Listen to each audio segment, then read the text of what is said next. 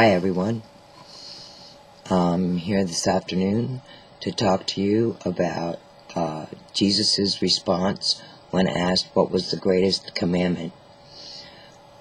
This is a quote from Mark chapter 12, verse 29 to 31. Listen, O Israel, the Lord our God is one. Love the Lord our God with all your heart, soul, mind, and strength. This is the first and the greatest commandment. The second would be to love thy neighbor as thyself. All the law and prophets hang on these two commandments. Jesus talked about many things, and it was not about salvation. It was about how to honor and love God. He thought of the unifying principle of life is love. And that makes perfect sense because God is the epitome of love. When you truly love God and others, then you obey God and you're good to others. Sometimes we get hung up in our daily lives to the point that we don't serve God the way we should. There are moments in our lives when we are down in our luck, or we're having a bad day at work, or having a bad day at home, and these are the times when we need to honor God the most. We're doing the best job we can when we emulate Jesus. When you love God and others, it's what God commands in the law of Moses. The pure reflection of the messages that God gave to the Hebrew Bible prophets to deliver to us before and to us now. We have personal direction from Jesus on how to accomplish loving God and loving others throughout the Bible, well, throughout the New Testament anyway. Our total love for God we can show each and every day. We should always wake up with a prayer on our lips that we do God's will throughout the day and we give honor and praise to Him. We also show our love for God when we treat others with respect and love and caring. It takes no more than a second or two to tell somebody they look particularly nice or something other than, hi, how you doing, which ends up being words that are spoken but not really meant from the heart. We should understand how to apply and comply with the first two of the greatest commandments and the other commandments as well, but the first two would be an overall guide for all of our life. Physically, we can treat our bodies well and put good food in us, exercise, walk, whatever we can do to keep our body well.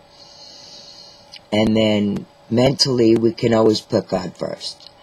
When I was a new member in AA, after having accomplished my first 90 days clean and sober, they give you a triangular pin to wear. And on the triangle, there's a dot in the middle, there's a G on top, and then the two bottom corners are AA. And they tell you, if you keep yourself between God and AA, you will be okay. It's very true. So mentally, we can keep our attention not only to how we can show God our appreciation and our love for Him, we can do that with ourselves and we can do that with others too. We are emotionally committed when we know that even during tough times, God is there. He's directing us and showing us the way. We have to leave ourselves open to the direction and to the understanding.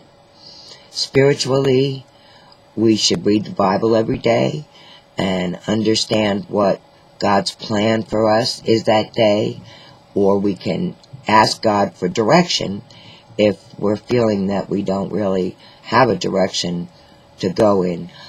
I believe that throughout life we end up growing, and hopefully growing in wisdom in our understanding of God and His purpose for us.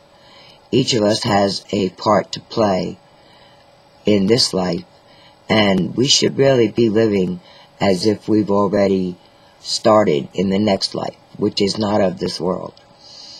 We should leave ourselves open to and receptive to others that want to show us love or bring us love. We need to be receptive to helping others throughout their hard times, and throughout our hard times we should really count on the love that we know is ours from God. It is easier said than done, loving God with all you are and all that you will be. It's a day-by-day experience. Every day we live, we learn more how to love. I will not defer my love nor neglect it, for if I wait until tomorrow, tomorrow never comes. It's like a cloud in the sky passing by. They always do, you know.